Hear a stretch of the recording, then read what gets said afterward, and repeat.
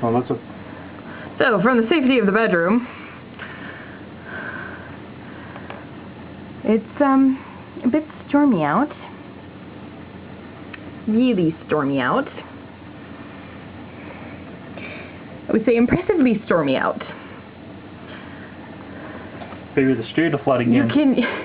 Oh, dear.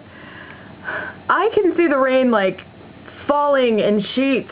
And I don't know if this is going to translate to the video. It would be awesome if it did, but I seriously doubt it.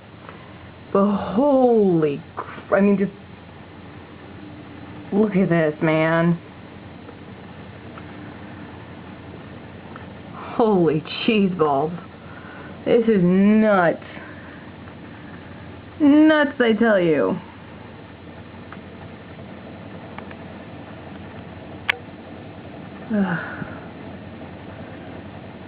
Dying down, but looks like there's another bad batch coming in here in the back. It's gonna hit us again. Holy crap. And we don't need it. No, we don't. So now they shut down the windmill, pretty much, if it's not